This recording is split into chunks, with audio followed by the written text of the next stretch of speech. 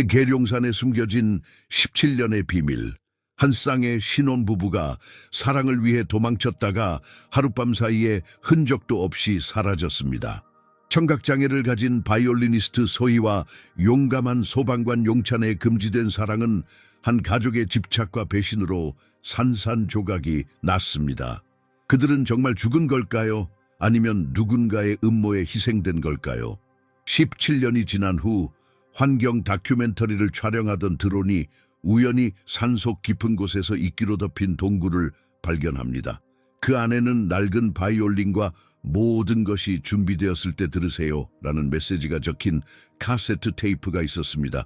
그 테이프에서 흘러나온 애절한 왈츠 멜로디는 한국 전체를 눈물바다로 만들었고 17년 동안 풀리지 않은 미스터리의 실마리를 풀어내기 시작했습니다. 이 음악이 말하는 진실은 무엇일까요?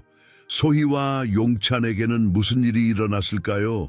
어디에서 시청하시든 구독, 좋아요, 그리고 여러분의 생각을 댓글로 남겨주세요. 이 이야기는 우리 모두의 가슴을 울릴 것입니다. 안개로 뒤덮인 계룡산의 본구리가 봄의 절정을 맞이하고 있었다. 하얀 벚꽃 꽃잎들이 공기 중에 춤을 추는 동안 한 대의 드론이 환경 다큐멘터리를 위해 조용히 지역을 스캔하고 있었다. 갑자기 오디오에서 예상치 못한 소리가 들렸다. 부드러운 선율, 한 번도 기록된 적 없는 멜로디가 바위 사이로 메아리쳐 울려 퍼졌다. 기술자들은 이상하게 여겼다. 근처에 집이 없었기 때문이다. 그 음악은 마치 느린 왈츠 같았고 깊은 슬픔이 담겨 있으면서도 동시에 위로가 되는 소리였다. 저 소리가 어디서 나오는 거지? 드론 조종사 민재가 헤드폰을 더 꽉 눌러 귀에 대며 물었다. 몰라, 녹음해. 감독 지성이 지시했다. 소리의 방향을 따라가 봐. 드론이 소리를 향해 천천히 방향을 바꾸었다. 두 사람 다 입을 다물고 그 신비로운 선율에 집중했다. 그것은 마치 산이 숨겨온 비밀을 드러내는 것 같았다. 장면이 바뀌며 2003년 같은 장소로 돌아간다.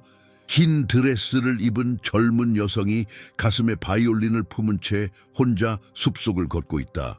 소희 26세, 그녀는 선천적으로 청각장애를 갖고 있지만 발과 가슴으로 소리의 진동을 느끼며 바이올린 연주법을 배웠다. 그녀는 도망치고 있었다. 배낭 속에는 악보와 카세트 테이프, 그리고 찢어진 편지 한 장뿐이었다. 소희의 눈에는 두려움과 결단이 공존했다. 손가락이 바이올린의 매끄러운 목을 어루만지자 안심이 되는 듯했다. 그녀가 걸어온 길을 되돌아보며 잠시 멈춰 섰다. 뒤에서 누군가 쫓아올 것만 같은 불안감이 그녀를 감쌌다. 여기까지 왔어요. 그녀는 입술을 움직여 말했지만 자신의 목소리는 들을 수 없었다. 이제 돌아갈 수 없어요. 소희는 방금 비밀리에 결혼한 용찬, 소방관인 그를 만나러 가고 있었다. 그는 강가에서 그녀를 기다리고 있었고 눈으로 미소 지었다. 두 사람은 마치 마지막인 것처럼 서로를 꼭 안았다. 무서웠어요. 소희가 수화로 말했다. 괜찮아. 이제 함께야. 용찬이 천천히 소희가 입술을 읽을 수 있도록 또렷하게 대답했다. 아무도 우리를 찾지 못할 거야. 용찬의 눈은 확신에 차 있었지만 그 깊은 곳에는 불안함이 숨어 있었다. 소희는 그것을 놓치지 않았다. 그녀는 용찬의 심장 박동이 평소보다 빠른 것을 느낄 수 있었다. 당신 어머니가, 소희가 물었다. 용찬이 고개를 저었다. 더 이상 그분에 대해 이야기하지 말자. 이제 우리 둘뿐이야. 그는 작은 배낭을 어깨에 맸다. 그 안에는 며칠 동안의 식량, 약간의 옷, 그리고 작은 녹음기가 들어있었다. 소희는 용찬이 왜 그것을 가져왔는지 궁금했지만 묻지 않았다. 그들에게는 시간이 많지 않았다. 가자. 용찬이 소희의 손을 잡았다. 우리의 비밀 장소로. 두 사람은 더 깊은 숲으로 들어갔다. 뒤에서 개 짖는 소리가 들렸고 용찬의 등이 굳어졌다. 그는 소희에게 더 빨리 걷자고 손짓했다. 그들은 거의 뛰다시피 했다. 2020년 화면이 현재로 돌아온다. 드론이 이끼로 덮인 동굴 앞에서 갑자기 멈췄다. 그곳에는 돌 사이에 나무 상자가 놓여 있었다. 안에는 바이올린과 모든 것이 준비되었을 때 들으세요 라는 글귀가 적힌 테이프가 있었다. 저것 봐, 민재가 모니터를 가리켰다. 누군가 거기에 무언가를 남겼어. 지성이 얼굴을 가까이 가져갔다. 내려가서 확인해 봐야겠어. 무슨 소리야, 위험할 수도 있어. 민재가 항의했다. 17년 전에 사라진 그 커플의 이야기 알지? 이것이 그들과 관련이 있을 수도 있어. 화면이 어두워진다. 왈츠 소리가 다시 들려오고 이번엔 더 선명하게 이야기가 시작된다. 드론 카메라는 나무 상자 주변을 빙빙 돌았다. 시간이 멈춘 듯했다. 상자는 오랜 세월을 견뎌냈지만 그 안의 내용물은 마치 어제 놓아둔 것처럼 보존되어 있었다. 이건 지성이 목이 메어 말을 이었다. 역사적인 발견이 될 수도 있어. 카메라가 천천히 상자 안을 비추었다. 바이올린은 낡았지만 여전히 아름다웠다. 테이프 옆에는 작은 편지가 있었고 조심스럽게 접혀 있었다. 지성이 떨리는 손으로 그것을 집어들었다. 사랑은 영원히 사라지지 않습니다. 단지 형태를 바꿀 뿐입니다. 그는 편지에 적힌 글을 소리내어 읽었다. 민재의 헤드폰에서 계속 음악이 흘러나왔다. 그 소리가 더 크게 들려 마치 땅 밑에서 나오는 것 같아. 두 사람은 서로를 바라보았다. 무언가 큰 비밀이 이 산속에 묻혀 있다는 것을 직감했다. 바이올린의 현이 바람에 미세하게 진동하며 마치 오래전 연주자의 영혼이 아직도 그곳에 남아있는 듯했다. 이 이야기를 세상에 알려야 해. 지성이 결심한 듯 말했다. 화면이 다시 흐려지며 왈츠 선율이 점점 커지고 마침내 모든 소리를 덮어버렸다. 이것은 단순한 음악이 아니었다. 그것은 잊혀진 사랑의 증거였고 17년 동안 산이 지켜온 비밀이었다. 공주시의 전통적인 동네에서 소희는 언니와 함께 살았다. 낮은 기와지붕이 늘어선 좁은 골목길에는 오래된 한옥들이 즐비했다. 소희의 집은 그 중에서도 특히 낡고 소박했다. 마당의 작은 감나무 아래에서 소희는 종종 바이올린을 연주했다. 그러나 이웃들은 그녀를 보며 수군거렸고 그녀는 그들의 입모양을 읽을 수 있었다. 불쌍한 아이, 듣지도 못하면서 악기를 연주한다니. 박간의 둘째 딸 귀머거리가 결혼을 했다지. 그것도 몰래. 가족의 먹칠을 했어. 어떻게 그런 수치스러운 짓을. 소희는 그들의 말을 직접 들을 수 없었지만 그들의 표정과 제스처에서 충분히 느낄 수 있었다. 그녀는 고개를 숙이고 빨리 지나갔다. 집으로 들어가자 언니 소연이 차가운 눈빛으로 그녀를 맞이했다. 또 어디 갔다 왔어? 소연이 느리게 입을 움직여 물었다. 소희가 읽을 수 있도록. 소희는 머리를 흔들며 친구 만났어요 라고 손짓했다. 친구? 소연의 눈이 가늘어졌다. 너한테 무슨 친구가 있다고? 그 소방관 얘기하는 거야? 소희의 표정이 굳었다. 그녀는 언니가 용찬에 대해 알고 있다는 것을 몰랐다. 소연은 소희의 방으로 들어가 서랍을 열고 작은 사진을 꺼냈다. 소희와 용찬이 함께 찍은 사진이었다. 이걸 어떻게? 소희가 놀라 손짓했다. 네가 몰래 결혼했다는 소문이 돌고 있어. 소연이 사진을 던지듯 내려놓았다. 엄마가 살아계셨다면 얼마나 상심하셨을까? 네가 이 집안의 짐인 것만으로도 충분히 힘든데. 소희의 눈에 눈물이 고였다. 그녀는 항상 가족에게 짐으로 여겨졌다. 어릴 적부터 불완전한 아이, 문제아라고 불렸다. 어느 날 소희의 기억이 플래시백으로 떠오른다. 8살의 소희가 한옥의 나무 마루에 누워 바닥을 통해 진동을 느끼고 있었다. 그녀의 손가락이 마루의 결을 따라 움직이며 주변의 소리를 듣고 있었다. 비가 지붕에 떨어지는 진동, 어머니가 부엌에서 요리하는 소리, 마당에서 놀고 있는 고양이의 발소리까지. 세상은 소리로 가득 차 있었지만 그녀에게는 진동으로만 전해졌다. 그녀의 어머니가 방에 들어와 소희를 발견하고 한숨을 쉬었다. 니 또 그러고 있니? 이러면 더 이상한 아이처럼 보일 거야. 소희는 그때부터 음악에 빠져들었다. 음악은 그녀와 세상을 연결하는 달이었다. 그녀는 몸 전체로 각 음표를 느꼈고 마치 빈 무대에서 혼자 춤을 추는 것처럼 음악과 하나가 되었다. 한편 용찬은 소방서에서 늘 조용하고 성실한 소방관으로 알려져 있었다. 그의 손은 거칠었지만 소희의 손을 잡을 때는 놀라울 정도로 부드러웠다. 그의 어머니 윤정숙 씨는 권위적인 여성이었고 남편을 일찍 여의고 홀로 아들을 키웠다. 그녀는 소희의 장애를 경멸했고 아들이 그런 여자와 어울리는 것을 못마땅해 했다. 어머니, 저 결혼하겠습니다.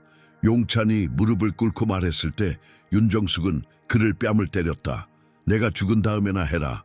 귀머거리와 결혼해서 뭘 하겠다는 거니? 그 여자는 내 인생을 망칠 뿐이야. 네가 불쌍해서 접근한 거야. 이용하는 거라고. 어머니, 소희는 그런 사람이 아닙니다. 저는 그녀를 사랑합니다. 윤정숙은 차가운 눈으로 아들을 바라보았다. 그렇다면 이 집에서 나가라. 내 아들은 없다. 그날 밤 용찬은 몇 안 되는 짐을 싸서 집을 나섰다. 비가 내리는 가운데 소희가 버스 정류장에서 그를 기다리고 있었다. 그녀는 용찬의 얼굴에서 슬픔을 읽었지만 그는 미소로 그것을 감추려 했다.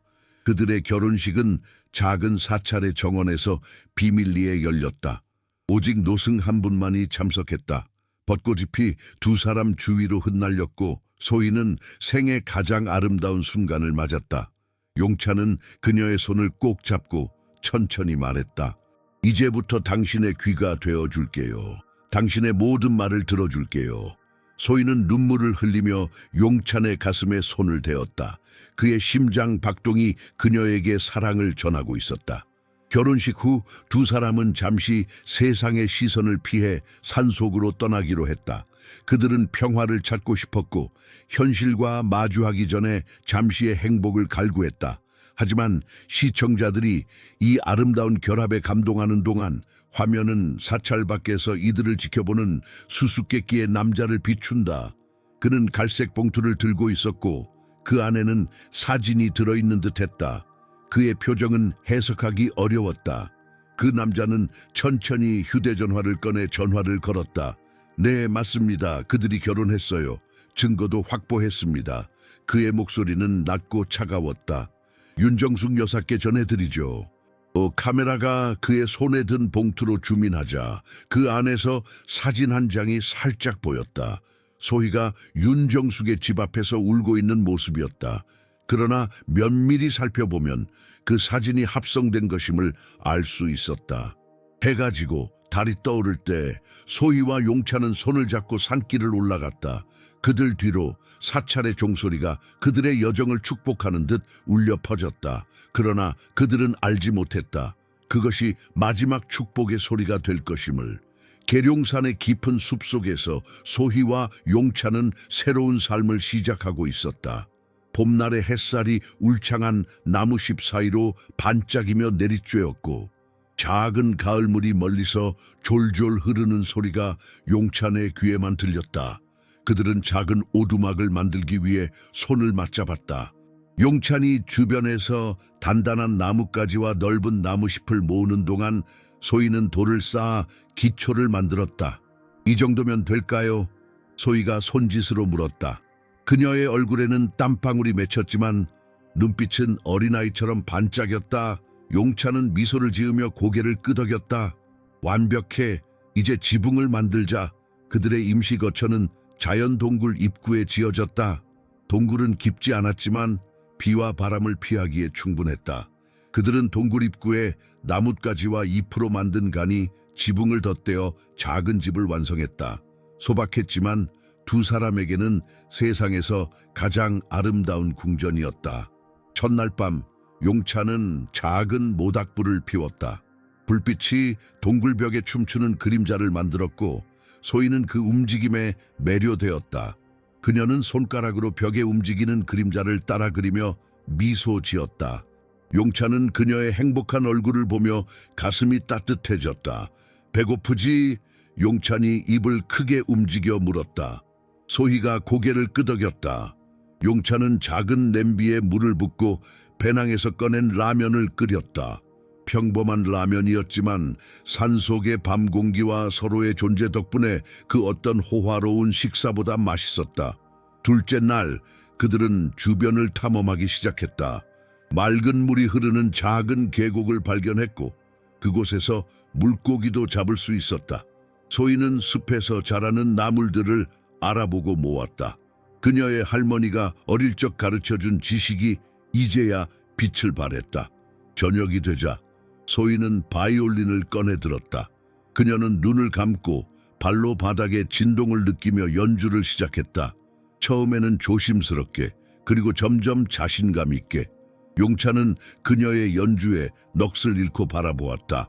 소희의 얼굴에는 깊은 평화가 깃들어 있었다.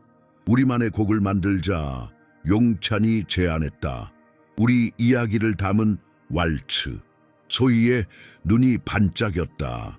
그녀는 곧바로 악보를 그리기 시작했다. 백지의 음표들이 하나둘 채워졌고 그들의 이야기가 음악으로 태어나고 있었다. 용찬은 그녀의 옆에 앉아 작은 카세트 녹음기를 꺼냈다. 그는 녹음 버튼을 누르고 말하기 시작했다. 이건 소희와 나의 이야기야. 우리가 여기 있었다는 증거. 언젠가 누군가 이 녹음을 듣는다면 침묵 속에서도 사랑이 살아남을 수 있다는 것을 알게 될 거야. 용찬의 목소리는 부드럽지만 단단했다. 그는 계속해서 그와 소희의 만남, 그들이 서로를 사랑하게 된 과정, 그리고 그들의 꿈에 대해 이야기했다. 소희는 그의 말을 들을 수 없었지만 그가 무언가 중요한 것을 기록하고 있다는 것을 알았다. 그녀는 옆에 앉아 바이올린으로 배경 음악을 연주했다. 날이 갈수록 그들은 더 행복해졌다. 외부 세계의 압박과 편견으로부터 자유로워진 그들은 진정한 자신을 찾아가고 있었다. 소희는 더 이상 불완전한 사람이 아니었고 용찬은 효도 못하는 아들이라는 꼬리표에서 벗어났다. 그들은 그저 서로를 사랑하는 두 사람일 뿐이었다. 그러나 평화로운 나날은 오래가지 않았다. 어느 아침 소희가 물을 길러 나갔다가 오두막 근처에서 죽은 토끼를 발견했다. 토끼는 부자연스럽게 놓여 있었고 목이 깨끗하게 잘려 있었다. 사람의 손길이 분명했다.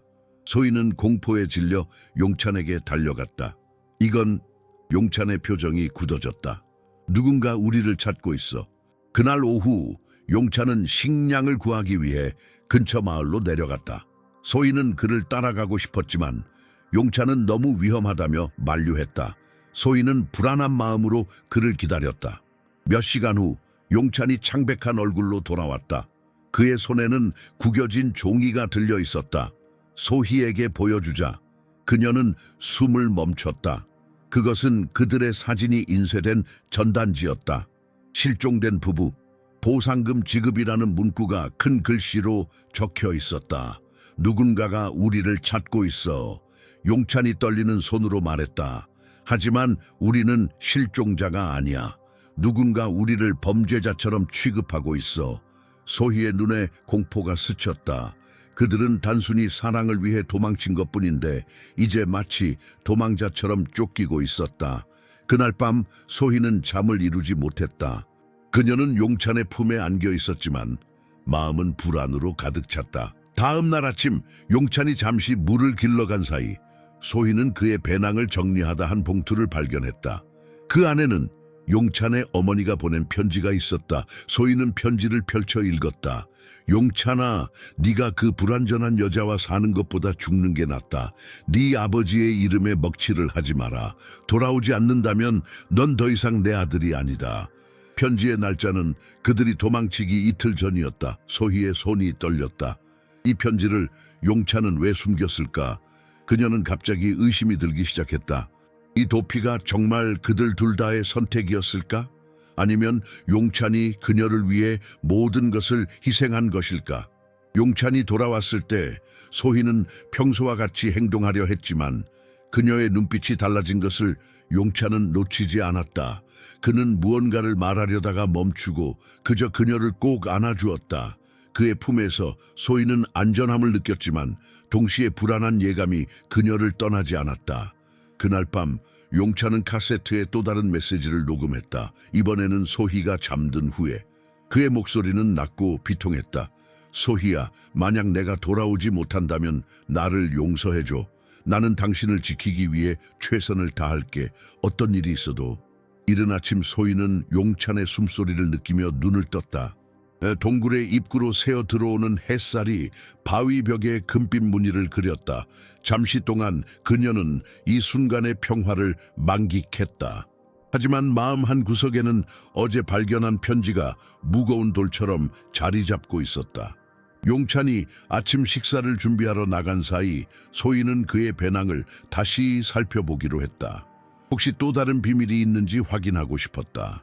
주머니를 뒤지던 중 그녀는 이전에 보지 못했던 카세트 테이프 하나를 발견했다. 다른 테이프들과는 달리 이것은 침대 매트리스 아래에 숨겨져 있었다. 소희는 떨리는 손으로 테이프를 들고 녹음기에 넣었다. 그녀는 소리를 들을 수 없었지만 재생 버튼을 누르고 테이프가 돌아가는 것을 지켜보았다. 녹음기의 카운터가 움직이는 것을 보며 그녀는 용찬의 비밀을 알게 될 것이라는 예감에 가슴이 조여들었다. 몇 분 후 소희는 테이프를 빼서 주머니에 숨겼다. 용찬이 돌아오자 그녀는 평소처럼 미소 지었지만 그녀의 눈에는 의심의 그림자가 드리워져 있었다. 그날 오후 소희는 계곡으로 빨래하러 간다고 말하고 혼자 시간을 보냈다. 그녀는 용찬에게서 빌린 작은 휴대용 카세트 플레이어를 가지고 왔다. 귀에 이어폰을 꽂을 수는 없었지만 그것을 가슴에 대고 진동을 느끼며 듣기를 시도했다. 테이프에는 용찬의 목소리가 담겨 있었다. 소희는 그의 목소리의 진동 패턴을 알아차릴 수 있었다. 그러나 중간에 갑자기 진동이 끊겼다가 다시 시작되는 부분이 있었다. 마치 누군가 의도적으로 일부를 지운 것처럼 남아있는 부분에서 소희가 느낀 진동 패턴은 이전과 달랐다. 용찬의 목소리가 떨리는 듯했다. 그녀는 테이프를 다시 감아 처음부터 듣기 시작했다. 진동을 통해 그가 말하는 내용의 감정을 읽으려고 했다. 용찬의 진동 패턴은 불안감과 두려움을 담고 있었다. 그리고 마지막 부분에서 소희는 확실히 느낄 수 있었다. 나는 알고 있어. 내가 무엇을 하고 있는지. 하지만 당신은 아마 절대로 나를 용서하지 않을 거야. 소희의 눈에서 눈물이 흘러내렸다. 그녀는 용찬이 무언가를 숨기고 있다는 것을 확신했다. 하지만 무엇을? 그들의 도피는 정말 두 사람의 행복을 위한 것이었을까? 아니면 더 복잡한 이유가 있는 것일까? 해가 질 무렵 소희는 오두막으로 돌아왔다. 용찬은 모닥불 앞에 앉아 생각에 잠겨 있었다. 그는 소희를 보자 일어나 그녀를 꼭 안아주었다. 그의 포옹은 평소보다 더 절박하게 느껴졌다. 무슨 일 있어요? 소희가 손짓으로 물었다. 용찬은 고개를 저었다. 아무것도 아니야. 그냥 당신이 보고 싶었어. 소희는 그를 의심스럽게 바라보았지만 더 이상 묻지 않았다. 대신 그녀는 테이프에 대해 물었다. 당신의 녹음 테이프를 봤어요. 거기에 무슨 말을 했나요? 용찬의 표정이 순간 굳어졌다가 곧 부드러워졌다. 우리의 사랑 이야기, 언젠가 사람들이 알게 되길 바라는 마음으로 녹음했어. 그는 소희의 손을 잡고 불 앞으로 이끌었다. 춤추자. 음악 없이 소리 없이 그들은 모닥불 앞에서 왈츠를 추기 시작했다. 용찬은 소희를 리드하며 천천히 움직였고 그녀는 그의 심장 박동에 맞춰 발걸음을 옮겼다. 그들의 그림자가 동굴벽에 길게 드리워졌다. 마치 또 다른 세계의 연인들이 그들을 따라 춤추는 것 같았다. 춤을 추는 동안 소희는 용찬의 눈에서 무언가를 읽으려고 했다. 그의 눈빛은 깊은 사랑으로 가득 차 있었지만 그 뒤에는 말할 수 없는 비밀의 어둠이 숨어 있었다. 밤이 깊어지자 용찬은 소희에게 자러 가자고 제안했다. 그러나 그는 잠들지 않았다. 소희가 깊이 잠든 것을 확인한 후 그는 조용히 일어나 오두막을 빠져나갔다. 소희는 그의 움직임을 느꼈지만 눈을 감은 채 그가 무엇을 할지 지켜보기로 했다. 몇 시간이 지나도 용찬은 돌아오지 않았다. 불안해진 소희는 결국 일어나 그를 찾아 나섰다. 달빛이 숲을 은빛으로 물들이는 밤이었다. 그녀는 발자국 소리를 들을 수 없었기에 모든 감각을 곤두세워 주변을 살폈다. 멀리서 희미한 불빛이 보였다. 소희는 조심스럽게 그쪽으로 다가갔다. 작은 공터에서 용찬이 낯선 남자와 이야기하고 있었다. 그 남자는 소희가 본 적 없는 사람이었다. 키가 크고 어두운 옷을 입고 있었으며 손에는 무언가를 들고 있었다. 소희는 숨을 죽이고 그들의 대화를 지켜보았다. 용찬의 표정은 긴장되어 보였고 낯선 남자는 냉정한 미소를 짓고 있었다. 그들은 무언가를 주고받았다. 봉투처럼 보이는 것이었다. 용찬이 그것을 받자마자 남자는 사라졌고 용찬은 한동안 그 자리에 서서 봉투를 바라보았다. 소희는 재빨리 오두막으로 돌아와 침대에 누웠다. 심장이 너무 빠르게 뛰어 가슴이 아플 정도였다. 누구였을까? 용찬은 왜 비밀리에 그 사람을 만난 걸까? 그 봉투에는 무엇이 들어있을까? 한편 멀리 공주시의 한 작은 카페에서 신비로운 남자가 용찬의 어머니 윤정숙과 대화를 나누고 있었다. 그는 테이블 위에 사진 몇 장을 펼쳐 놓았다. 사진 속에는 소희가 윤정숙의 집 앞에서 울고 있는 모습이 담겨 있었다.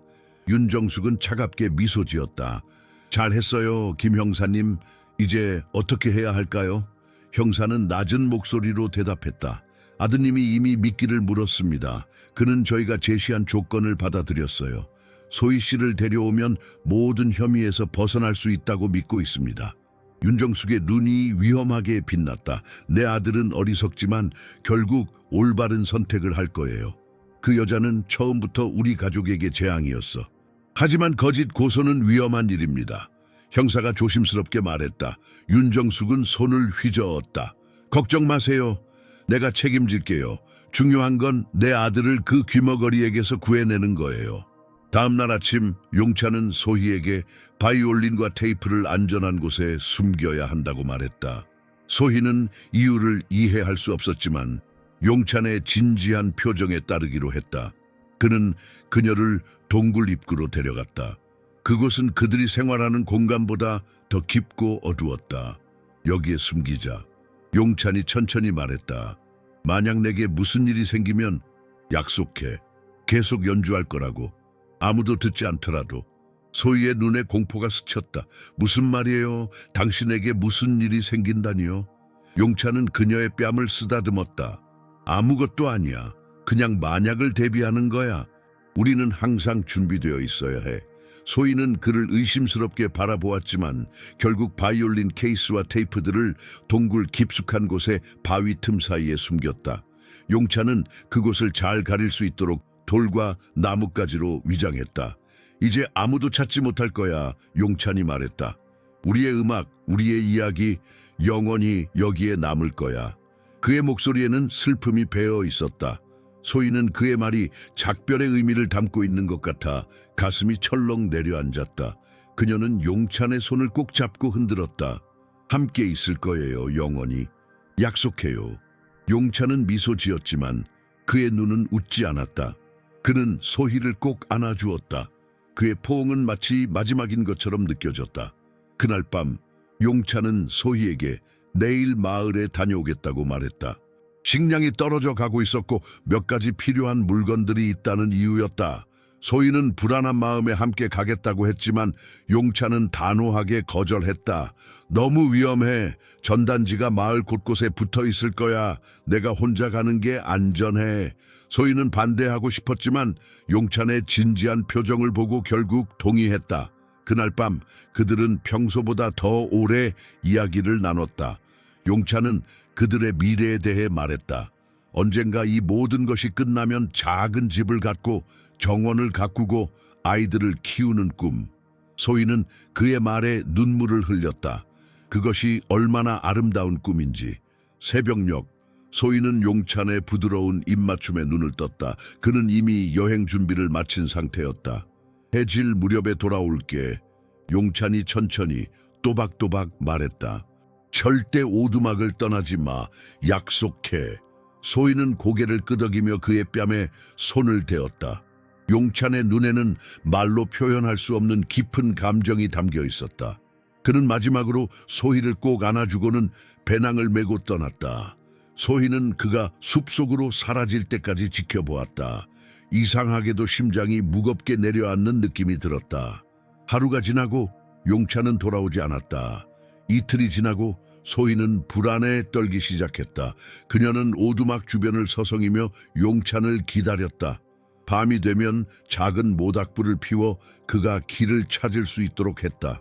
하지만 용찬의 모습은 보이지 않았다. 사흘째 되는 날 소희는 더 이상 기다릴 수 없었다. 그녀는 용찬을 찾아 나서기로 결심했다. 마을 방향으로 가는 길을 따라 내려가기 시작했다. 숲은 평소보다 더 어둡고 위협적으로 느껴졌다. 모든 소리, 모든 움직임이 그녀의 불안을 키웠다. 갑자기 그녀는 숲속에서 무언가 움직이는 것을 보았다. 처음에는 동물이라 생각했지만 곧 인간의 형체임을 알아차렸다. 소희는 재빨리 나무 뒤로 숨었다. 그 사람은 천천히 오두막 방향으로 움직이고 있었다. 검은 옷을 입은 남자였고 용찬이 전에 만났던 그 신비로운 남자와 비슷해 보였다. 소희는 숨을 죽이며 그를 지켜보았다. 남자는 주변을 살피더니 무언가를 바닥에 떨어뜨리고 재빨리 사라졌다. 소희는 한동안 그 자리에 얼어붙어 있다가 조심스럽게 남자가 떨어뜨린 것을 확인하러 나섰다. 그것은 피로 얼룩진 손수건이었다. 용찬의 것이었다. 소희는 그 자리에 무릎을 꿇고 손수건을 들었다. 손가락이 피에 닿자 전신이 얼어붙는 느낌이었다. 용찬에게 무슨 일이 생긴 걸까? 그는 살아있을까? 죽었을까? 공포와 절망이 그녀의 마음을 사로잡았다. 소희는 어떻게든 일어나 오두막으로 비틀거리며 돌아왔다. 그녀의 눈에서는 끊임없이 눈물이 흘러내렸다. 오두막에 도착한 그녀는 바이올린을 가지러 동굴 깊숙한 곳으로 갔다. 바이올린 케이스를 열자 그 안에는 용찬이 숨겨둔 메모가 있었다. 소희야, 이 글을 읽고 있다면 내게 무슨 일이 생겼다는 뜻이야. 내가 한 일에 대해 미안해. 엄마가 너를 위협했어. 네가 절도와 명예훼손으로 고소당할 거라고 조작된 증거로 내가 너를 보호하려 했어. 하지만 지금 내가 없다면 도망쳐 가능한 멀리. 그리고 연주해. 내 음악이 너를 살릴 거야. 영원히 사랑해. 소희의 손이 떨렸다. 그래서 용찬이 그 남자를 만난 것이었다. 그를 통해 어머니와 협상하려 했던 것이다. 자신을 보호하기 위해. 하지만 결국 함정이었던 것인가? 소희는 바이올린을 꺼내 동굴 입구로 나왔다. 노을이 산을 붉게 물들이고 있었다. 그녀는 마지막 힘을 다해 활을 들었다. 그리고 연주하기 시작했다. 그들의 왈츠, 아직 완성되지 않은 곡. 그녀의 눈에서는 눈물이 흘러내리고 손가락은 현 위에서 춤을 추듯 움직였다. 소희는 소리를 들을 수 없었지만 그녀의 영혼은 음악으로 가득 찼다. 이것이 그녀가 용찬에게 줄 수 있는 마지막 선물이었다. 마지막 작별 인사. 그녀는 눈을 감고 모든 감정을 음악에 쏟아부었다. 사랑, 절망, 분노, 슬픔, 그리고 마지막 희망까지. 연주를 마친 후 소희는 피로 물든 손수건을 들고 오두막 근처의 작은 구덩이를 팠다. 그리고 손수건을 정성스럽게 묻었다. 마치 장례식을 치르듯이. 그것은 용찬의 몸이 아니었지만 그녀에게는 이별의 의식이 필요했다. 안녕, 내 사랑. 그녀의 입술이 말소리 없이 움직였다. 그날 밤 소희는 마지막으로 그들의 왈츠를 녹음했다. 눈물로 얼룩진 얼굴로. 그녀는 바이올린의 모든 현을 진동시켰다. 불완전한 왈츠, 영원히 완성되지 못할 곡. 녹음을 마친 후 그녀는 작은 메모를 적었다. 이 음악은 우리에게 남은 전부입니다. 언젠가 마음으로 들을 줄 아는 사람이 이것을 발견하길 바랍니다. 소희는 바이올린과 테이프, 그리고 메모를 나무 상자에 담아 동굴 깊숙한 곳에 다시 숨겼다. 그리고 입구를 돌과 나뭇가지로 완벽하게 가렸다. 마치 아무도 들어간 적 없는 것처럼. 이제 그녀는 무엇을 해야 할까? 어디로 가야 할까? 세상은 갑자기 너무 넓고 두렵게 느껴졌다. 소희는 오두막을 떠나기로 결심했다. 여기 남아있는 것은 너무 위험했다. 그녀는 배낭에 필요한 물건만 챙기고 용찬의 사진 한 장을 가슴에 품었다. 마지막으로 오두막을 둘러본 소희는 눈물을 삼키며 떠나기 시작했다. 그녀는 산을 오르기로 했다. 마을로 내려가는 것은 너무 위험했다. 아마 그들이 그녀를 기다리고 있을 것이다. 하지만 깊은 산속으로 들어가면 어쩌면 살아남을 수 있을지도. 어둠이 깊어지고 소희는 홀로 산길을 걸었다. 갑자기 세상이 완전히 침묵에 빠진 것 같았다. 그녀의 청각장애는 이전에는 단점으로만 여겨졌지만 지금은 그녀를 보호해 줄 수도 있었다. 누군가 그녀를 쫓아와도 발소리를 들을 수 없으니 두려움에 떨지 않을 수 있었다. 2020년 화면이 다시 현재로 돌아온다. 드론이 다시 그 지역을 스캔하고 있다. 왈츠 소리가 오디오에 계속 들려온다. 기술자들은 이상한 점을 발견한다. 소리 패턴이 마치 땅 속에서 재생되는 녹음처럼 들린다. 그들은 조사하기로 결정한다. 이 소리 어딘가에서 재생되고 있는 것 같아. 민재가 말했다. 동굴 근처를 더 자세히 살펴보자. 지성이 드론을 조종했다. 가까운 마을에서 한 기자가 오래된 주민들을 인터뷰하고 있었다. 그중 한 노승이 그녀에게 다가왔다. 어떤 이야기는 너무 조용해서 오직 음악만이 전할 수 있지요. 노승이 기자에게 낡은 테이프를 건넸다. 라벨에는 손으로 쓴 글씨가 적혀 있었다. 용서하지 마세요. 이해하세요. 기자는 호기심에 테이프를 받아들었다. 그녀의 직감은 이것이 17년 전 사라진 부부와 관련 있을 것이라고 말해주었다. 그녀는 서둘러 사무실로 돌아가 테이프를 들어볼 준비를 했다. 그리고 그 테이프의 내용이 그녀의 인생을 영원히 바꿀 것임을 알지 못했다. KBS 방송국의 어두운 편집실에서 박지수 기자는 노승이 건넨 테이프를 오래된 카세트 플레이어에 조심스럽게 넣었다. 창밖으로는 서울의 밤 풍경이 펼쳐져 있었고 빌딩의 불빛이 별처럼 반짝였다. 지수의 손가락이 재생 버튼 위에서 잠시 머뭇거렸다. 17년 전의 비밀을 담고 있는 이 테이프가 그녀의 인생을 바꿀 것이라는 예감이 들었다. 마침내 그녀는 버튼을 눌렀다. 테이프가 돌아가기 시작했고 처음에는 잡음만 들렸다. 그러다 갑자기 남자의 흐느끼는 소리가 흘러나왔다. 용찬의 목소리였다. 이게 마지막 녹음이 될지도 몰라. 그의 목소리는 떨리고 있었다. 소희야, 네가 이걸 들을 수 있을지 모르겠지만 진실을 알아야 해. 어머니가 나를 협박했어. 만약 내가 너를 떠나지 않는다면 너를 절도와 명예훼손으로 고소하겠다고. 조작된 사진들을 이용해서. 지수는 숨을 멈추고 녹음을 계속 들었다. 용찬은 자신의 어머니가 그를 속여서 소희를 떠나게 하려 했다고 설명했다. 처음에 그는 거부했지만 어머니는 더 강경한 수단을 동원했다. 그녀는 전직 형사를 고용해 소희를 따라다니게 했고 그녀가 용찬의 어머니 집 앞에서 울고 있는 모습을 합성한 사진을 만들었다. 어머니는 네가 우리 가족의 돈을 노리고 접근했다고 믿었어. 하지만 우리는 부유하지도 않았고 너는 그런 사람이 아니었어. 나는 우리가 함께 도망치면 모든 게 해결될 거라 생각했어. 하지만 용찬의 목소리가 잠시 끊겼다. 그는 깊게 한숨을 쉬고 계속했다. 내가 위조 서류를 구하려고 했을 때 어머니가 보낸 사람들에게 공격당했어. 그들은 나를 위협했고 만약 내가 너를 데려오지 않으면 너를 해치겠다고 했어. 나는 패닉 상태에 빠졌어. 그들과 거래를 했어. 내가 너를 설득해서 마을로 데려가기로. 하지만 실제로는 너를 산 깊은 곳으로 데려와 숨기려고 했던 거야. 지수는 충격에 손으로 입을 가렸다. 이것은 단순한 실종 사건이 아니었다.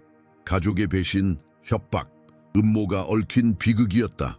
하지만 그들은 나를 계속 지켜보고 있었어. 내가 식량을 구하러 마을에 갔을 때 그들은 나를 붙잡았어. 어머니의 명령이었어. 그녀는 내가 정신을 차리도록 나를 어딘가에 가두려고 했던 거야. 소희야, 내가 도망쳤어. 하지만 그들이 날 찾아낼 거야. 그래서 이 녹음을 하는 거야. 만약 내가 돌아가지 못한다면 이 음악이 나 대신 말해주길 바라. 이건 내가 남길 수 있는 전부야. 테이프가 계속 돌아갔다. 용찬은 소희에게 도망치라고, 살아남으라고 간청했다. 그리고 마지막으로 그는 말했다. 나는 항상 널 사랑할 거야. 우리의 왈츠가 끝나지 않길 바라. 언젠가 다시 만날 수 있을까?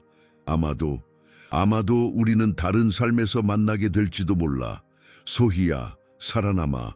그리고 연주해. 내 음악으로 세상에 이야기해줘. 녹음이 끝나고 테이프가 자동으로 멈췄다. 지수의 눈에서는 눈물이 흘러내리고 있었다. 그녀는 이 이야기가 얼마나 중요한지 깨달았다. 이것은 단순한 기사가 아니었다. 이것은 정의의 문제였다. 지수는 결심했다. 그녀는 이 녹음을 라이브로 방송하기로 했다. 편집장에게 연락해 특별 생방송을 요청했다. 처음에 편집장은 반대했지만 지수가 녹음의 일부를 들려주자 곧 동의했다. 이건 국민들이 들어야 할 이야기야. 우리가 책임져야 해. 다음 날 저녁 온 나라가 KBS 특별 방송을 지켜보았다. 지수는 17년 전 실종된 부부의 이야기를 설명하고 드론이 발견한 동굴과 바이올린 그리고 노승이 전해준 테이프에 대해 이야기했다. 그리고 마침내 그녀는 용찬의 녹음을 전국에 공개했다. 시청자들은 충격에 빠졌다. 소셜미디어는 즉시 반응으로 가득 찼다. 많은 사람들이 윤정숙을 비난했고 경찰의 수사를 요구했다. 하지만 더 중요한 질문이 남아있었다. 용찬과 소희는 지금 어디에 있을까? 그들은 살아있을까? 방송이 끝난 후 지수는 수많은 제보 전화를 받았다. 대부분은 소용없는 정보였지만 한 통화가 그녀의 주의를 끌었다. 익명의 여성 목소리였다. 소희 씨를 알고 있어요? 그녀는 살아있어요? 지수는 심장이 빠르게 뛰는 것을 느꼈다. 어디에요? 그녀를 만날 수 있을까요? 직접 만날 순 없어요. 하지만 그녀가 보낸 편지가 있어요. 당신이 믿을 만한 사람인지 확인하고 싶었던 것 같아요. 그 여성은 지수에게 공주시 외곽의 한 사찰에서 만나자고 제안했다. 바로 소희와 용찬이 결혼식을 올렸던 그 사찰이었다. 그날 밤 대전역에서 한 노숙자가 나타났다. 그의 걸음걸이는 불안정했고 얼굴은 세월의 흔적으로 가득했다. 그는 역 앞 벤치에 앉아 한 곡의 멜로디를 휘파람으로 불었다. 그것은 소희의 왈츠였다. 어린 여성 바이올리니스트가 그 앞을 지나가다 멈춰섰다. 그 멜로디가 어딘가 익숙하게 느껴졌다. 그녀는 휴대폰을 꺼내 그 남자가 부는 멜로디를 녹음했다. 그리고 집에 돌아와 인터넷에 그 멜로디를 올렸다. 이 노래를 아시는 분 계신가요? 오늘 대전역에서 한 노숙자 아저씨가 불고 계셨어요. 며칠 후 그 영상은 바이러스처럼 퍼졌다. 사람들은 즉시 KBS 방송에서 들었던 왈츠와 연결시켰다.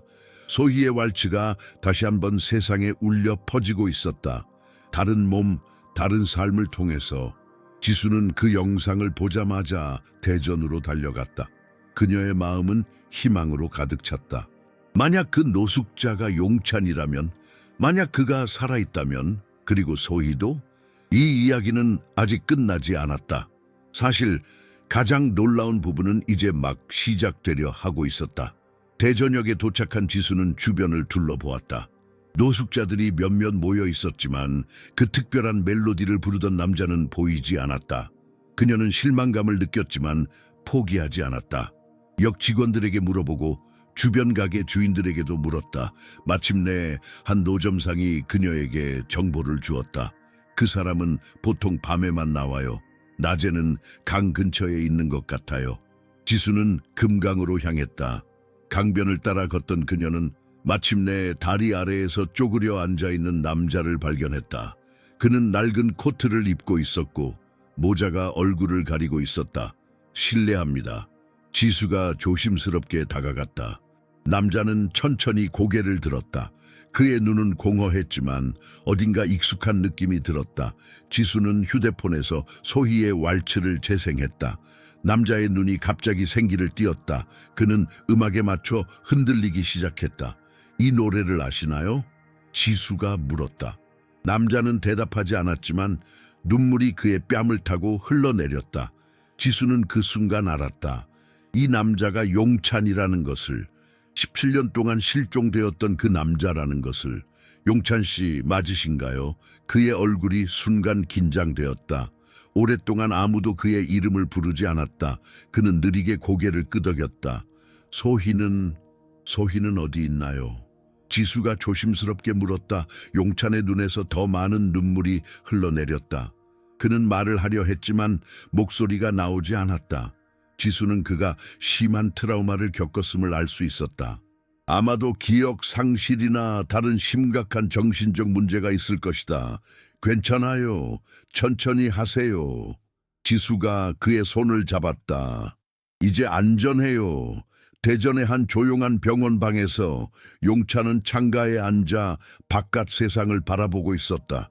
봄날의 햇살이 그의 얼굴을 비추었고 그 빛 속에서 그의 주름진 얼굴이 더욱 뚜렷하게 드러났다. 45세의 나이지만 그는 훨씬 더 늙어 보였다. 17년의 세월이 그의 몸과 마음에 깊은 상처를 남겼다. 지수는 조심스럽게 병실 문을 열고 들어왔다. 그녀의 손에는 노트북이 들려 있었다. 오늘 기분이 어떠세요, 용찬 씨? 그녀가 부드럽게 물었다. 용찬은 천천히 고개를 돌렸다. 그의 눈에는 여전히 혼란스러움이 가득했지만 병원에 온 이후로 조금씩 명확해지고 있었다. 의사들은 그가 심각한 기억 상실과 외상 후 스트레스 장애를 앓고 있다고 진단했다. 17년 전의 사건 이후 그는 방황했고 결국 노숙자가 되었다. 괜찮아요. 용찬의 목소리는 여전히 약했다. 그는 거의 말을 하지 않았고 했을 때도 짧고 단순한 문장뿐이었다. 지수는 그의 옆 의자에 앉았다. 오늘 보여드릴 것이 있어요. 드론이 발견한 동굴에서 찾은 테이프예요. 소희 씨가 마지막으로 녹음한 것 같아요. 용찬의 눈이 갑자기 커졌다. 그의 손이 약간 떨렸다. 소희? 네. 지수가 고개를 끄덕였다. 들어보실래요? 용찬은 천천히 고개를 끄덕였다. 지수는 노트북을 열고 오디오 파일을 재생했다. 방 안에 바이올린 소리가 울려 퍼졌다. 그것은 소희가 녹음한 마지막 왈츠였다. 미완성된 슬픔으로 가득한 왈츠. 용찬의 눈에 눈물이 고였다. 그는 음악에 맞춰 몸을 살짝 흔들기 시작했다. 마치 그의 몸이 기억하고 있는 것처럼. 그의 입술이 떨렸고 그는 중얼거렸다. 약속. 약속이요? 지수가 물었다. 아무도 듣지 않더라도 용찬이 말했다. 그의 눈은 멀리 보고 있었다. 마치 과거를 들여다보는 것처럼. 지수는 그가 자신과 소희의 약속을 기억하고 있다는 것을 깨달았다. 계속 연주하라는 약속이었군요. 용찬의 눈에서 눈물이 흘러내렸다. 그녀는 어디 있죠? 지수는 한숨을 쉬었다. 아직 모르겠어요. 하지만 찾고 있어요. 온 나라가 그녀를 찾고 있어요. KBS의 특별 방송 이후 소희와 용찬의 이야기는 전국적인 관심사가 되었다. 경찰은 수사를 재개했고 시민들은 자발적으로 수색대를 조직했다. 계룡산 일대를 샅샅이 뒤지고 있었다. 그러나 소희의 흔적은 찾을 수 없었다. 용찬의 어머니 윤정숙은 경찰에 소환되었지만 그녀는 이미 몇 년 전 뇌졸중으로 세상을 떠났다. 그녀가 고용했던 전직 형사 김태준도 마찬가지로 사망한 상태였다. 진실을 알고 있던 사람들은 대부분 이 세상에 없었다. 다음 날 지수는 계룡산으로 향했다. 그곳에서는 소희와 용찬을 기리는 추모식이 열리고 있었다. 많은 사람들이 모여 촛불을 밝히고 꽃을 놓았다. 그리고 중앙에는 드론이 발견한 바이올린이 전시되어 있었다. 지수가 군중 속을 걷고 있을 때 한 여성이 그녀에게 다가왔다. 50대 중반으로 보이는 그 여성은 소희의 언니 소연이었다. 제가 기자님께 전화드렸었어요. 소연이 말했다. 소희에 대한 이야기를 들려드리고 싶어요. 두 사람은 사람들이 적은 곳으로 이동했다. 소연은 가방에서 봉투를 꺼냈다. 그 안에는 오래된 악보가 들어있었다. 이건 소희가 마지막으로 쓴 악보예요. 17년 전 그녀가 사라진 후 얼마 지나지 않아 우리 집 우편함에 도착했어요. 발신인 표시는 없었지만 소희의 필체였어요. 지수는 조심스럽게 악보를 펼쳤다. 그것은 왈츠의 나머지 부분이었다. 소희가 완성하지 못했던 부분. 그녀가 살아있었던 거예요, 그 당시에. 지수가 놀라서 물었다. 소연이 고개를 끄덕였다. 저는 그렇게 믿어요. 하지만 그 이후로 아무런 소식도 없었어요. 이 악보에는 쪽지도 함께 있었어요. 소연은 작은 종이 조각을 꺼냈다. 거기에는 간단한 메시지가 적혀 있었다. 언니 미안해요. 이제 떠나야 해요. 아무도 날 찾지 않길 바라요. 하지만 이 음악은 끝내고 싶었어요. 언젠가 용찬이 돌아오면 이것을 완성해 주세요. 지수의 눈이 커졌다. 이것을 가지고 오케스트라에게 보여줘야 해요. 그들이 이 곡을 완성할 수 있을 거예요. 그날 저녁 산 중턱에 마련된 특별 무대에서 오케스트라가 소희의 완성된 왈츠를 처음으로 연주했다. 용찬은 휠체어를 타고 그 자리에 참석했다. 그의 눈은 음악이 시작되자 빛났다. 멜로디가 산 전체에 울려 퍼졌다. 그것은 슬픔과 사랑, 그리고 희망이 담긴 아름다운 곡이었다. 청중들은 눈물을 흘리며 듣고 있었다. 이것은 단순한 음악이 아니었다. 이것은 소희와 용찬의 사랑 이야기였다. 그들의 영혼이 음표를 통해 말하고 있었다. 음악이 클라이맥스에 다다랐을 때 군중 속에서 한 노인이 천천히 나타났다. 하얀 머리카락을 가진 그 여성은 조용히 사람들 사이를 지나 용찬이 있는 곳으로 향했다. 관객들은 숨을 죽였다. 그 여성이 누구인지 궁금해하며 그녀는 용찬 앞에 멈춰 서서 그의 손을 잡았다. 아무 말도 하지 않았다. 단지 그의 가슴에 손을 대고 음악의 리듬에 맞춰 손가락을 움직였다. 용찬의 눈이 크게 떠졌다. 그는 알아보았다. 소희. 그의 목소리는 거의 들리지 않을 정도로 작았다. 여성은 미소를 지었다. 그녀의 눈에는 세월의 흔적이 깊게 패여 있었지만 그 눈빛은 여전히 17년 전 그 소희의 눈빛이었다. 그녀는 천천히 고개를 끄덕였다. 용찬의 얼굴에서 모든 고통과 혼란이 사라졌다. 마치 오랫동안 잃어버렸던 자신의 일부를 되찾은 것처럼 그의 표정이 밝아졌다. 그는 떨리는 손으로 소희의 얼굴을 만졌다. 실제로 그녀가 있다는 것을 확인하듯이. 오케스트라가 계속해서 연주하는 동안 소희는 용찬의 휠체어 옆에 무릎을 꿇고 앉았다. 그들은 서로를 바라보며 17년의 시간이 순간적으로 사라지는 것을 느꼈다. 그들은 말이 필요 없었다. 음악이 모든 것을 말해주고 있었다. 지수는 무대 옆에서 이 모든 광경을 지켜보고 있었다. 그녀의 눈에는 눈물이 고여 있었다. 그녀는 자신이 단순한 기자가 아니라 이 놀라운 이야기의 일부가 되었다는 것을 느꼈다. 소희와 용찬의 사랑 이야기, 17년의 시간을 뛰어넘은 그 이야기의 일부. 왈츠가 마지막 음표로 향하고 있을 때 소희는 용찬의 귀에 대고 무언가를 속삭였다. 아무도 그 말을 들을 수 없었지만 용찬의 미소는 모든 것을 말해주고 있었다. 그들의 이야기는 아직 끝나지 않았다. 사실상 그것은 새로운 시작이었다. 음악이 끝나고 관객들은 기립 박수를 보냈다. 소희와 용찬은 여전히 서로를 바라보고 있었다. 그들의 눈에는 과거의 아픔이 아닌 미래의 희망이 담겨 있었다. 소리 없는 세상에서도 그들은 서로의 마음을 들을 수 있었다. 그것이 진정한 사랑의 의미였다. 공주시 외곽의 작은 사찰 용화사. 벚꽃이 흩날리는 정원에서 소희는 손끝으로 꽃잎을 만지며 용찬에게 자신의 17년을 이야기했다. 용찬은 휠체어에 앉아 그녀의 입술 움직임을 하나하나 놓치지 않으려 집중했다. 난 산에서 몇 주 동안 숨어 있었어요. 소희가 천천히 말했다. 당신이 돌아오지 않자 난 더 깊은 산속으로 들어갔죠. 겨울이 다가오고 있었고 난 죽을 거라 생각했어요. 소희의 눈에는 과거의 공포가 스쳐 지나갔다. 그녀는 오래된 상처를 다시 열고 있었다. 이 어느 날 한 스님이 날 발견했어요. 그분은 날 이 사찰로 데려왔죠. 내가 누구인지 묻지 않았어요. 그냥 날 받아들이셨어요. 용찬은 그녀의 손을 꼭 잡았다.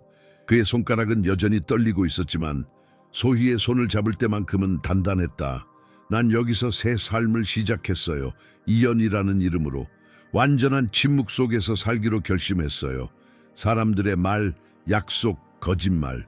모든 것에 지쳤거든요. 하지만 음악만은 포기할 수 없었어요. 소희는 스카프로 감싸진 목을 만졌다. 그녀는 17년 동안 한마디도 말하지 않았다. 그것은 그녀가 스스로에게 내린 형벌이자 세상에 대한 저항이었다. 당신을 찾으려고 했나요? 용찬이 물었다. 그의 목소리는 여전히 약했지만 날마다 조금씩 강해지고 있었다. 소희는 고개를 끄덕였다. 처음 몇 년 동안은요. 하지만 모든 단서는 막다른 길로 이어졌어요. 경찰은 도움이 되지 않았고 당신 어머니는 날 만나주지 않았죠. 결국 난 포기했어요. 당신이 돌아오지 않는다면 나도 세상에 존재하지 않는 게 낫다고 생각했어요. 눈물이 그녀의 뺨을 타고 흘러내렸다. 용찬은 조심스럽게 손을 뻗어 그 눈물을 닦아주었다. 하지만 당신은 계속 연주했군요. 용찬이 미소 지었다. 소희의 눈이 밝아졌다. 네, 약속했으니까요. 아무도 듣지 않더라도. 그녀는 사찰에서 어린 청각장애 아이들에게 바이올린을 가르쳤다고 설명했다. 그들이 소리를 들을 수 없다는 것은 중요하지 않았다. 음악은 진동으로, 감정으로, 마음으로 느끼는 것이었다. 그녀는 자신의 고통을 다른 이들을 돕는 일로 승화시켰다. 그렇게 17년이 흘렀어요. 소희가 마무리했다. 그리고 드론이 우리의 왈츠를 발견했죠. 용찬은 고개를 숙였다. 미안해, 내가 돌아왔어야 했는데. 소희는 그의 턱을 들어 올려 그의 눈을 바라보았다. 당신은 돌아왔어요. 그게 중요해요. 그들 주변으로 사찰의 종소리가 부드럽게 울려 퍼졌다. 바로 17년 전 그들이 결혼식을 올렸을 때 들었던 그 소리. 운명의 수레바퀴가 완전히 한 바퀴 돌아 다시 원점으로 돌아온 것 같았다. 지수는 사찰 입구에서 그들을 바라보고 있었다. 그녀는 소희와 용찬의 재회 이야기를 기사로 쓰기 위해 왔지만 이제 그것이 불필요하다고 느꼈다. 어떤 글도 이 순간의 아름다움과 감동을 담아낼 수 없을 것이다. 그녀는 조용히 자리를 떠나기로 했다. 한편 서울의 작은 공연장에서는 특별한 행사가 열리고 있었다. 소희의 제자들, 모두 청각장애를 가진 어린 바이올리니스트들이 침묵의 왈츠를 연주하고 있었다. 그들은 소리를 들을 수 없었지만 그들의 연주는 영혼에서 우러나오는 진실된 것이었다. 관객들은 감동의 눈물을 흘렸다. 그 공연은 전국으로 생중계되었고 용찬과 소희도 사찰에서 그것을 지켜보고 있었다. 소희의 눈에서는 자랑스러운 눈물이 흘러내렸다. 그녀가 17년 동안 심은 씨앗이 이제 아름다운 꽃으로 피어난 것이다. 내가 이해하지 못하는 게 하나 있어요. 용찬이 말했다. 어떻게 살아남았죠? 내 어머니와 그 형사는 당신을 찾아낼 결심이었는데. 소희는 잠시 생각에 잠겼다. 나도 몰라요. 하지만 지금 생각해보면 그들은 정말로 날 찾으려 하지 않았던 것 같아요. 당신이 사라지자 그들의 목표는 이미 달성된 거죠. 내가 뭐가 됐든 상관없었을 거예요. 용찬은 고개를 끄덕였다. 그의 어머니의 집착과 통제에 대한 슬픈 이해가 그의 눈에 스쳐 지나갔다. 어머니가 돌아가셨다고 들었어요. 소희가 조심스럽게 말했다. 네, 용찬이 대답했다. 몇 년 전에. 나는 기억나지 않아요. 그 시간들이 모두 흐릿해요. 용찬은 자신이 어떻게 살아남았는지 설명하려 했다.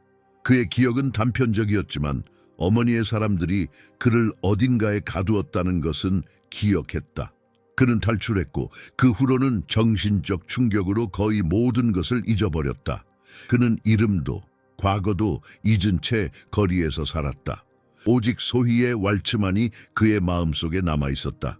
음악이 당신을 살렸군요. 소희가 미소 지었다. 나처럼. 그들은 함께 산책을 나섰다. 용찬은 아직 휠체어가 필요했지만 의사들은 곧 다시 걸을 수 있을 거라고 말했다. 물리치료와 적절한 영양 공급으로 그의 몸은 천천히 회복되고 있었다. 사찰 뒤편 작은 연못계에 도착한 그들은 잠시 물 위에 비친 자신들의 모습을 바라보았다. 세월의 흔적이 깊게 새겨진 얼굴들. 하지만 그들의 눈빛만은 여전히 젊고 맑았다. 이제 어떻게 할 거예요? 용찬이 물었다. 소희는 고개를 들어 푸른 하늘을 바라보았다. 함께 살아요. 조용히. 그리고 계속 연주해요. 그녀는 주머니에서 작은 종이를 꺼냈다. 새로운 곡의 악보였다. 이건 내가 최근에 작곡하기 시작한 거예요. 귀향이라고 불러요. 용찬은 악보를 받아들고 눈물을 참으며 웃었다. 아름다울 거예요. 당신이 만든 건 항상 아름다우니까. 그들은 연못가 벤치에 나란히 앉았다. 소희는 용찬의 손을 자신의 가슴에 대고 심장 박동을 느끼게 했다. 그것은 그들만의 언어였다. 소리도 말도 필요 없는 대화. 사랑해요. 용찬이 속삭였다. 소희는 대답하지 않았다. 단지 미소 지었다. 그녀의 눈이 모든 것을 말해주고 있었다. 17년의 기다림, 상처, 그리고 여전한 사랑. 멀리서 새들이 지저귀는 소리가 들렸다. 용찬에게는 그것이 세상에서 가장 아름다운 음악처럼 느껴졌다. 소희에게는 그것이 진동으로 느껴졌다. 두 사람은 각자의 방식으로 세상을 경험하고 있었지만 그들의 마음은 하나로 연결되어 있었다. 다시는 헤어지지 말아요. 소희가 손짓으로 말했다. 용찬은 그녀의 손을 꼭 잡았다. 절대로. 봄바람이 두 사람 주위로 벚꽃 잎을 흩날렸다. 마치 축복의 비처럼 그들의 이야기는 이제 새로운 장을 열고 있었다.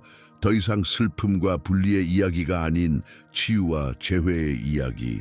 그날 저녁 사찰의 작은 방에서 소희는 오랜만에 바이올린을 연주했다. 용찬은 눈을 감고 그 소리에 몸을 맡겼다. 17년 전처럼 그들은 다시 음악 속에서 하나가 되었다. 시간은 그들에게서 많은 것을 앗아갔지만 가장 중요한 것은 남겨두었다. 서로에 대한 사랑, 그리고 음악을 통해 소통하는 능력. 밤하늘에 별들이 하나둘 나타나기 시작했다. 새로운 날이 시작되고 있었다. 소희와 용찬에게, 그리고 그들의 이야기를 들은 모든 사람들에게 침묵 속에서도 사랑은 17년의 세월을 견뎌냈습니다. 소희와 용찬의 이야기는 우리에게 진정한 사랑의 의미를 다시 생각하게 합니다. 사랑은 말로 표현되는 것이 아니라 마음으로 느끼는 것입니다. 여러분은 소희처럼 세상과의 소통을 거부하면서도 사랑을 지킬 수 있었을까요? 아니면 용찬처럼 기억을 잃고도 마음 깊은 곳에 사랑의 멜로디를 간직할 수 있었을까요? 인생은 때로 우리에게 불공평한 시련을 안겨주지만 진실된 감정은 결코 사라지지 않습니다. 소희가 아무도 듣지 않더라도 계속 연주했던 것처럼 우리도 아무도 알아주지 않더라도 자신의 진실을 지켜나가는 용기가 필요합니다. 당신의 삶에도 누군가를 위해 혹은 자신을 위해 지켜야 할 약속이 있나요? 그 약속이 17년이라는 긴 시간을 견딜 만큼 소중한가요? 이 감동적인 이야기가 마음에 드셨다면 채널 구독과 좋아요, 그리고 여러분의 소중한 이야기를 댓글로 남겨주세요. 당신도 누군가에게 들려주고 싶은 이야기가 있을 것입니다. 그리고 기억하세요. 어떤 이야기는 말로 전해지지 않아도 마음으로 들을 수 있답니다.